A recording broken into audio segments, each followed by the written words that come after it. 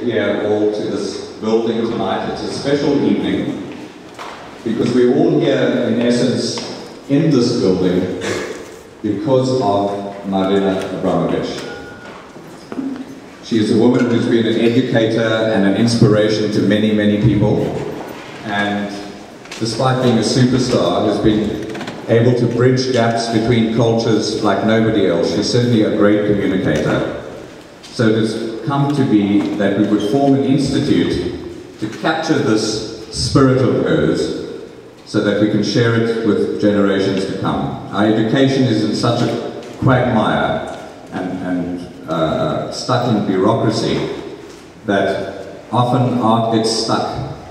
Because, you know, the veins going to the heart, it literally just gets stuck in the system due to financial problems, and at the end of the day, can art be created in these financial quagmires? So institutes like the Marina Abramovic Institute will offer a haven to artists who can escape this quagmire and be educated and be free to do art in a free spirit, no matter where they're from, which culture, which continent. I'm going to tell you a quick story about how this building came to be. A couple of years ago, I started to work with Marina to raise funds for the Institute in Hudson, New York. And I got into the habit of asking for buildings, because one needs buildings. And mostly, you know, resounding no, and sort of a strange look on people's faces. But we're here tonight where the answer was yes, you know, yeah, you can have this building. So we're in essence standing in the San Francisco or the West Coast chapter of the Marina Abramovic Institute, because we have her to thank for the building. And we hope that you will come back many, many times to see amazing programs and an institute with a difference. And that's not like every other institute, you know, so keep your eyes peeled. So Marina came here, she's only a few months away from this historic show at the moment, and so she's playing hooky.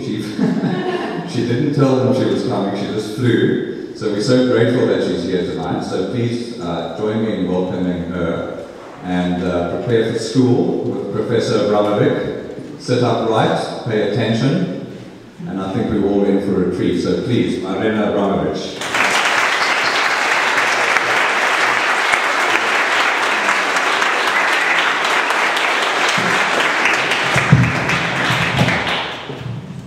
So, I know there's so many openings today, but it's wonderful that you came, and it's a really, we are experiencing historical moment. It's the beginning of the beginning of the beginning of the Institute for Preservation of Performance Art.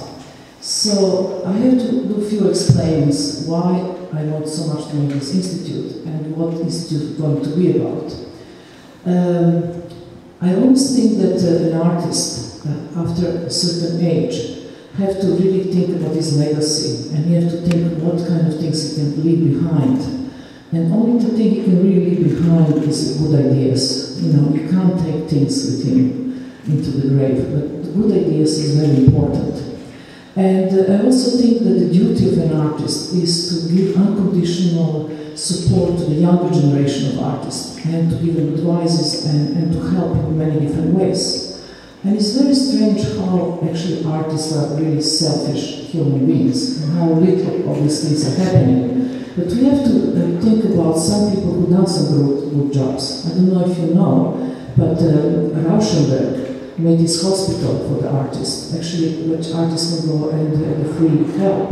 He also made a certain account in the bank, and if the artist is in big trouble, he has to have two artists who actually support his story, that is true what he's saying, and they can go to the bank and borrow the money without interest and pay when he can. I mean, this kind of stuff. Also, an artist like Joseph Beuys or different other artists who have been buying different artists' work, supporting that other way. But it's also important, some artists like Alan Kaprov and Baltazar being great teachers and responsible for so many young generation of the artists coming their way. And the list is long. But still, I think that it's very important to more help young artists, because once when each of us been in different situations, and especially when you finish academy or your art school, you're kind of threshold. You really don't know what is the art world about, what is the market, what is the old things that is waiting for you. And then, especially if we deal with performance, I am working in this field full 45 years of my life, and I can say the performance is still actually alternative form of art, and it's still nobody territory. It's incredible, but it's still nobody territory, and it's always kind of experimental. And I'm sick and tired of being alternative, and I really said I'm going to change that. And it's really important because it's photography or the video. It's been alternative for a long time, but now it's a mainstream art, and nobody questions. The performance is something like, yes, they're doing performances, but nobody knows what exactly performance is. It's performance at theater, it's performance at dance, it's performance at music, it's, how you can actually, how you can collect performance, how you can performance show in the museum, how the performance, what are instructions if you want to re-perform the piece and so on. There's so many incredible subjects that actually never been clear. And also another subject is about how is documentation? Is documentation artwork or performance is artwork? And what is the right documentation to build? In the early 70s, nobody of artists, including myself, never gave instructions to anybody how to actually document the work. So you always have a performance, and you have a bunch of the photographer comes, take photographs from any angle you want, and then you look photographs and you choose maybe one or two who present your work. And I talked to the Babette Mangold, who in that time was documenting so many performance work in the film. And she said, this was like the situation like this. There would be like maybe 2 hours piece. I would come, I would take my camera, and I would look something on the left. And I like more something on the left and something on the right. So I would film that, and then I would go out and have coffee. And I come back and I would film something on the right.